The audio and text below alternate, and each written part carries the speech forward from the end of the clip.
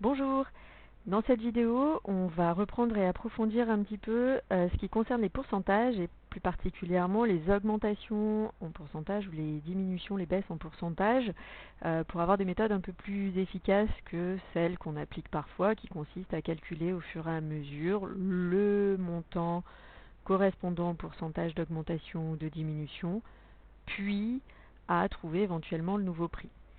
Donc, si je reschématise un petit peu les choses, c'est des questions qu'on se pose souvent donc, au moment des soldes, par exemple. On a un prix de départ qu'on appelle prix initial, et puis on vous dit on fait une remise moins 20% sur le prix initial, et vous obtenez donc le prix que vous allez réellement payer, qu'on va appeler ici prix final. Donc la méthode classique, vous calculez 20% du prix initial et ensuite vous prenez le prix initial, vous lui enlevez ce que vous avez trouvé et vous trouvez le prix final.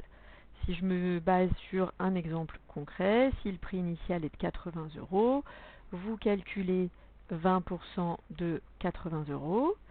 Donc 20% c'est pareil que 20 centièmes de 80 €, 20 centièmes on peut aussi l'écrire 0,20, 0,2 fois 80 €, on obtient au final 16 €.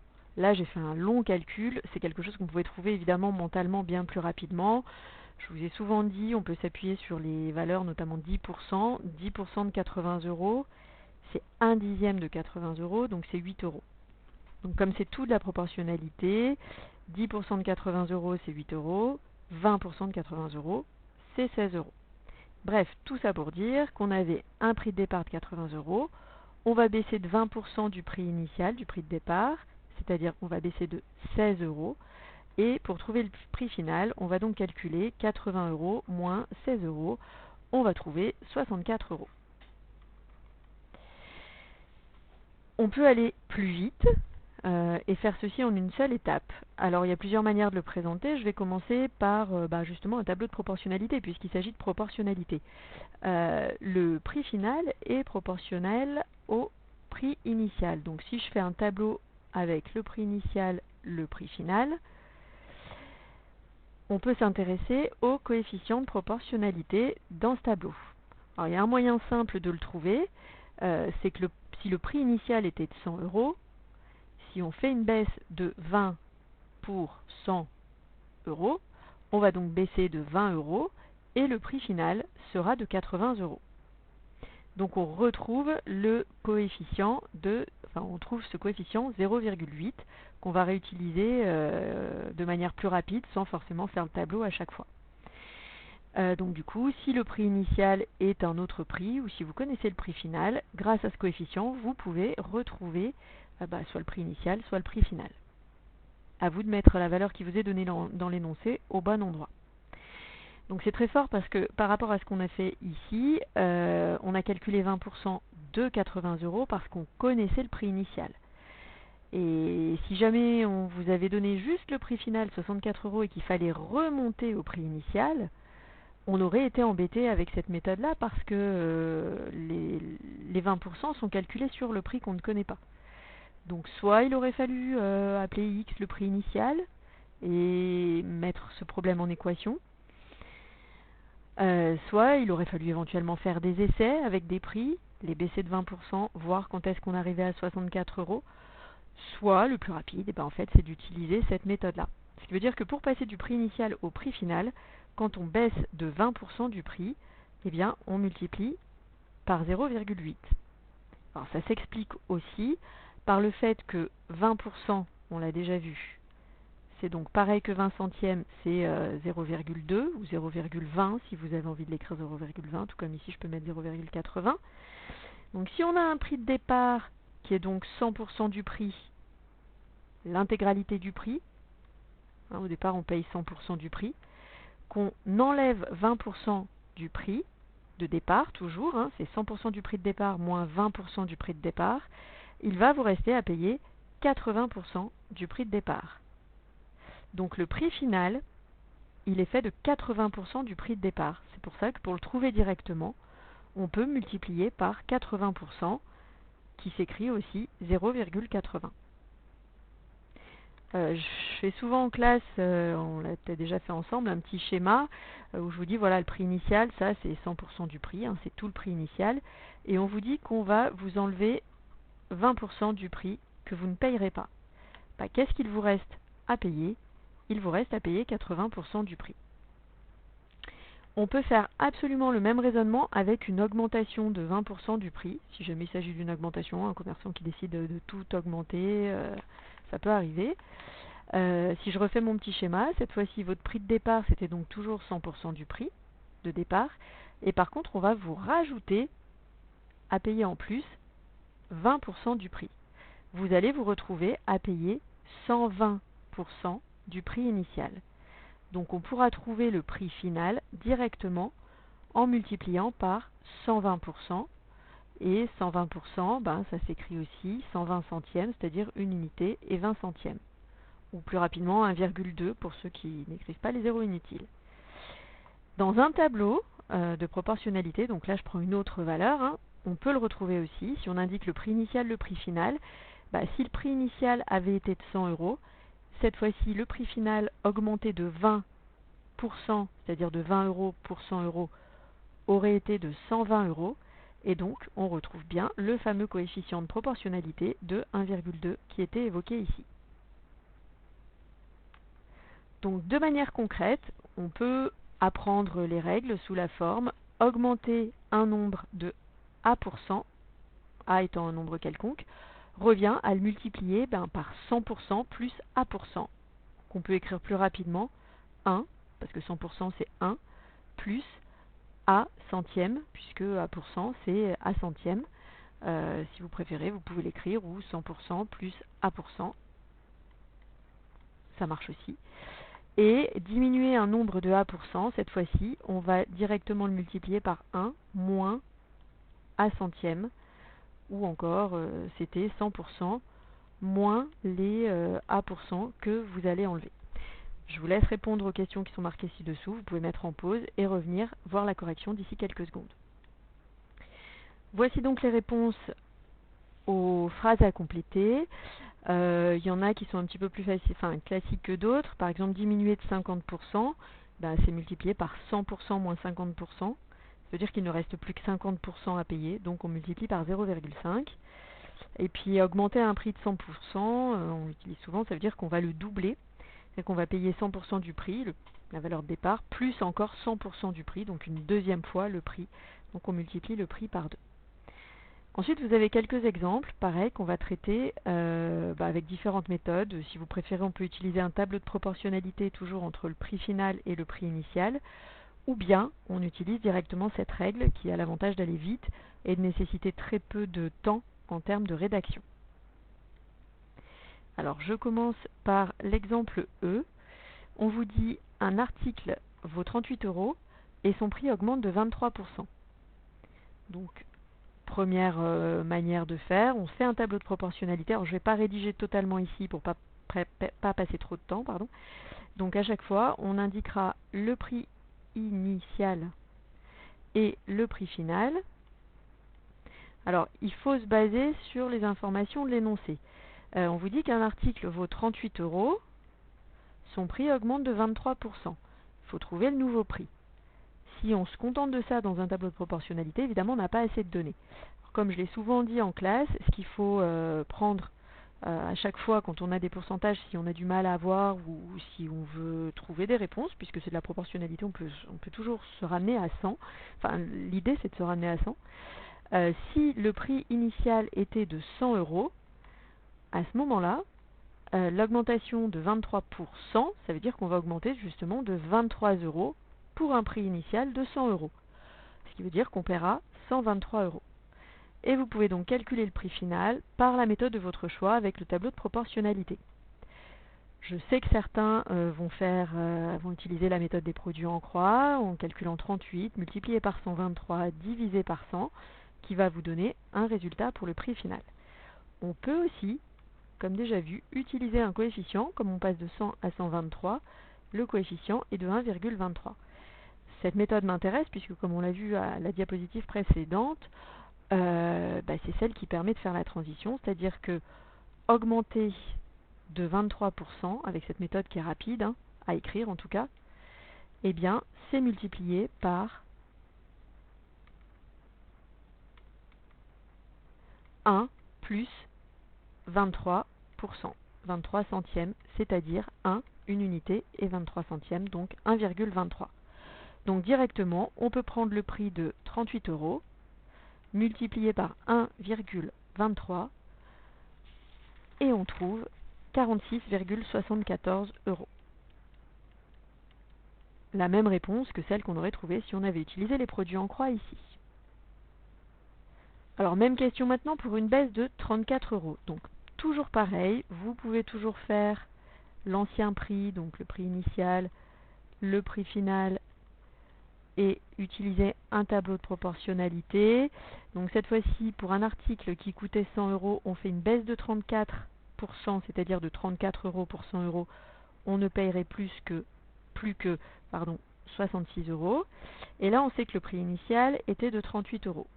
Donc, soit vous utilisez l'égalité des produits en croix et vous trouvez cette valeur-là, la quatrième proportionnelle, en faisant 66 fois 38 divisé par 100, soit vous utilisez un coefficient de proportionnalité qui est 0,66 ou toute autre méthode de votre choix, ça dépend des nombres qui sont placés dans le tableau en plus.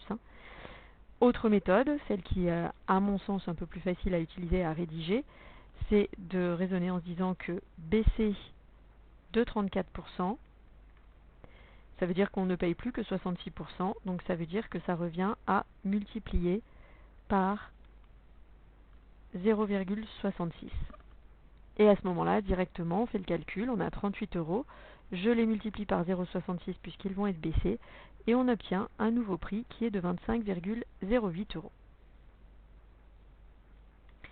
Alors cette méthode, elle est particulièrement intéressante dans le cas où il s'agit de retrouver le prix initial, mais ça fonctionne aussi avec le tableau, on va le voir, je l'ai dit dans la première diapositive. Si je faisais un tableau de proportionnalité entre prix initial et prix final dans la situation de l'exemple F, la situation de l'exemple F, je me ramène toujours à mon 100 euros de prix de départ, parce que c'est celle qui est la plus facile.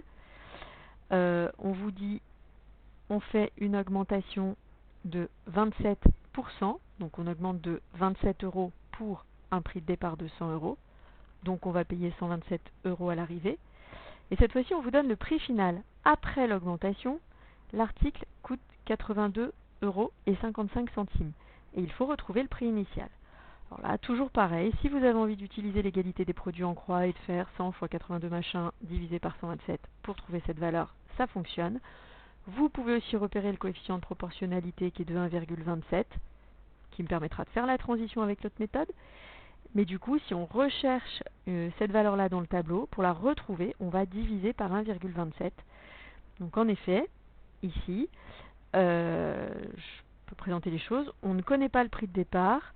On sait qu'on va augmenter de 27 euros, de 27%, ce qui revient à multiplier, d'après la fiche précédente, par 1,27, et l'article à l'arrivée coûte 82,55 euros.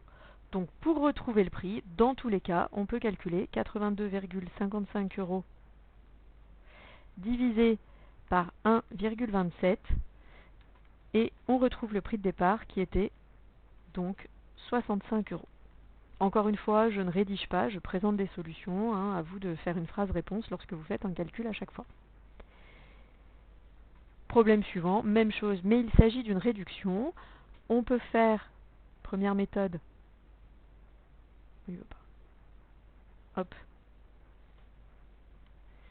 Donc on peut faire un tableau de proportionnalité avec toujours prix initial, prix final. Cette fois-ci, donc si l'article au départ coûtait 100 euros, on a fait une réduction de 13%, c'est-à-dire de 13 euros pour 100 euros, on paiera seulement 87 euros. Et là, on vous dit que l'article coûte à l'arrivée 73,08. Vous devez retrouver le prix initial. On a un coefficient de proportionnalité qui est de 0,87, de 87 centièmes, ou on peut utiliser les produits en croix, ou encore, même méthode, réduire de 13%, c'est multiplié par 0,87. Donc si je refais le schéma précédent, j'ai un prix de départ qui n'est pas connu. Je le multiplie par 0,87 et j'obtiens 73,08 €. Donc pour retrouver le prix de départ, on peut faire 73,08 € divisé par 0,87. Et on obtient 84 €. Alors dans ce type d'exercice, les erreurs à ne pas commettre, ce serait de vouloir se dire que si on a baissé de 27% dans un sens, dans l'autre sens, on a augmenté de 27%. Enfin, c'est le contraire. Là. Si on a augmenté de 27%, dans l'autre sens, on baisse de 27%. Donc, essayer de calculer 82,55 € avec une baisse de 27%. Pourquoi ça ne fonctionne pas? Parce que les 27% que vous allez calculer à la baisse vont être calculés par rapport à ce montant-là. Alors que les 27% qui ici étaient des 27% d'augmentation, ils ont été calculés par rapport à ce prix-là, le prix initial que vous ne connaissiez pas, qui est ici. Donc les 27% de cette valeur et les 27% de cette valeur ne sont pas les mêmes. Donc on ne peut pas remonter les 27% dans ce sens-là. Si ces méthodes vous avez encore un petit peu du mal, qu'elles ne vous semblent pas familières, la seule option qu'il vous reste pour ne pas utiliser ces méthodes-là, par exemple, ça peut être de faire des essais. C'est-à-dire que l'article il a augmenté. Donc 82,55 c'est un prix augmenté, je ne sais pas, vous essayez de mettre 50 € et de rajouter 27% de 50 €. Est-ce que ça donne 82,55 €? Non. Vous continuez avec 60. Ça ne marche pas, c'est pas assez, toujours, donc on essaye plus. Vous essayez 70. Là, vous allez tomber trop haut. Donc du coup, vous essayez entre les deux, 65. Et puis au bout d'un moment, de toute façon, vous allez finir par trouver, si vous êtes persévérant, que 65 €, quand on l'augmente de 27%, on va obtenir 82,55 €. Donc vous aurez trouvé la solution au problème par essai, comme on l'a souvent fait tout au long de l'année. Donc ça reste de toute façon une méthode possible. Cette stratégie, je rajoute un peu des choses, elle est intéressante sur des exemples aussi où on va avoir des augmentations et des baisses successives. Par exemple, si on se place dans la situation où on augmente un prix de 20% et ensuite on le baisse de 20%. Alors, une erreur consistera à penser qu'on va retomber sur le prix initial. Non, on a déjà fait l'exemple en classe, on le fait de manière récurrente. Si on part d'un prix, c'est toujours la possibilité de 100 € pour que ce soit relativement simple. Si on augmente de 20% du prix, ça représente 20 € pour 100 €. Donc on va arriver à un prix de 120 €. Si on rebaisse de 20%, c'est 20% de 120 € cette fois-ci. Donc 10% de 120 €, ce serait 12 €. Du coup, 20% de 120 €, ce serait 2 fois 12 €, c'est 24 €. On va aboutir à un prix final de 96 €. Donc on ne retombe pas sur nos pattes, on est parti de 100 €, on arrive à 96 €. Ça représente une baisse, on peut le faire sur cet exemple, de 4 € pour 100 €. Donc au bilan, une baisse de 4% du prix. On retrouve ce résultat en utilisant le fait que augmenter de 20%, ça revient à multiplier par 100% plus 20%, c'est-à-dire 1,20.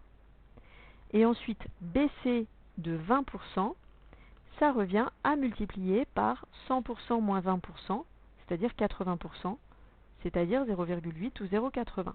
On n'est pas obligé, quand on est à l'aise, d'écrire ces zéros qui sont inutiles. Et si on fait le calcul 1,2 fois 0,8, on va trouver 0,96. Donc multiplié par 0,96, ça veut dire, c'est l'équivalent, ça revient à baisser de 4%. Si on veut prendre un autre exemple, deuxième situation, un commerçant fait des soldes, moins 20% sur toute la boutique. Et puis, quelques jours avant la fin des soldes, moins 10% sur les prix remisés à nouveau. Donc, dans le premier cas, il baisse ses prix de 20%, donc il multiplie ses prix par 0,8. Et ça vient se cumuler ensuite avec une baisse de 10% des prix déjà remisés. Donc, il multiplie les prix à nouveau par 0,9. Si on fait le bilan, ça revient à multiplier les prix par 0,72, soit une baisse par rapport à 1, par rapport à 100%, de 0,28, c'est-à-dire une baisse de 28%.